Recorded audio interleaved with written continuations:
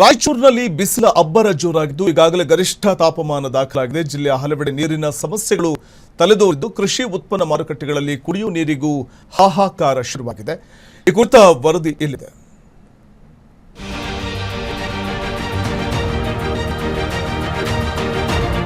ರಾಯಚೂರು ಅಂದ್ರೆ ಸಾಕು, ಬೇರೆ ಏನು ಹೇಳಬೇಕಾಗಿಲ್ಲ. ಇಲ್ಲಿ ಇರೋದೇ ಎರಡೇ ಕಾಲ, ಒಂದು ಬೇಸಿಗೆ ಕಾಲ, ಇನ್ನೊಂದು ಬಿರು ಬೇಸಿಗೆ ಕಾಲ.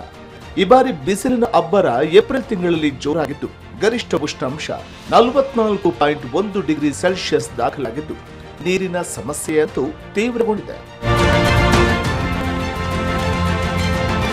ಬದುಕಿನ ಅನಿವಾರ್ಯತೆ, ರೈತರು ಬೆಳೆದ ಬೆಳೆ ಮಾರುಕಟ್ಟೆಗೆ ಬರುವ ಈ ಸಮಯದಲ್ಲೂ ಕೃಷಿ ಕೂಲಿ ಕಾರ್ಮಿಕರು 44.1 ಡಿಗ್ರಿ ತಾಪಮಾನದಲ್ಲೂ ಕೆಲಸ ಮಾಡ್ತಿದ್ದಾರೆ. ಇಲ್ಲಿನ ರಾಜೇಂದ್ರಗಂಜ್ ಎಪಿಎಂಸಿಯಲ್ಲಿ ಕನಿಷ್ಠ ಕುಡಿಯುವ ನೀರಿನ ವ್ಯವಸ್ಥೆ ಇಲ್ಲದೆ ರೈತರು, ಹಮಾರಿಗಳು, ದಲ್ಲಾಳಿಗಳು ತತ್ತರಿಸಿ ಹೋಗ್ತಿದ್ದಾರೆ.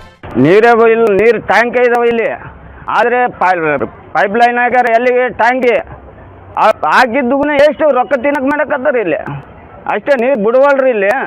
ಅದಕ್ಕೋಸ್ಕರ ಒಂದು 70 ನೀರು ಊಟ ಇಲ್ಲ ಅಂದ್ರೆ ಪರವಾಗಿಲ್ಲ, ನೀರು ಬೇಕ್ರಿ. ನಾವು 50 ರೂಪಾಯಿ ತಂದು ಕುಡಕತ್ತೀವಿ ಇಲ್ಲಿ. ಅದೇ ಇದು ಮಾಡೋದು. ಈ ಮಾರ್ಕೆಟ್ ಅಂದರೆ ಮಾರ್ಕೆಟ್ ಇದ್ರೆ ಏನು ಮಾಡ್ತಾರೆ ಏನಿದು ಗೊತ್ತಾಗಲ್ಲ. ಸುಮ್ಮನೆ ಪೈಪ್ ಲೈನ್ ಹಾಕ್ಯಾರ ಆಯ್ತು ಅಷ್ಟೇ.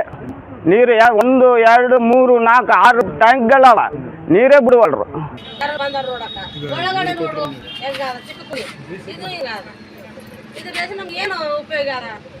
ನಮ್ಮ ಅಮಾಲ್ರು, ಕಸ ಗುಡ್ಸವ್ರು, ಕೂಲಿ ಅವರು ನೀರಿದ್ರೆ ಕೆಲ್ಸಕ್ಕೆ ಬರ್ತಾರ.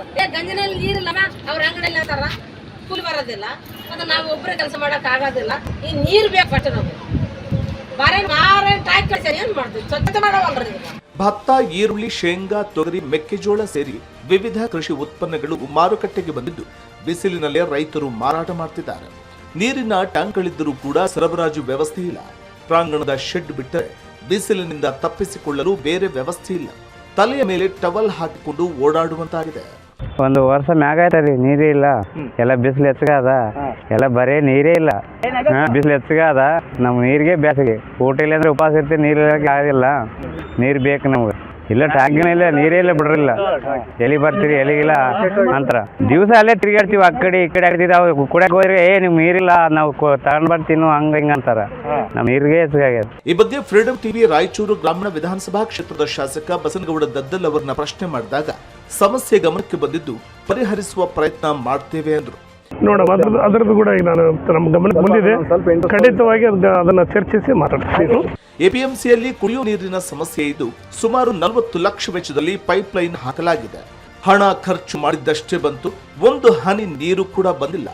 ಈಗಾದ್ರೂ ಸರ್ಕಾರ ಬಡಪಾಯಿಗಳಿಗೆ ಕುಡಿಯುವ ನೀರು ಕೊಡಲಿ ಅನ್ನೋದು ನಮ್ಮ ಆಶಯ.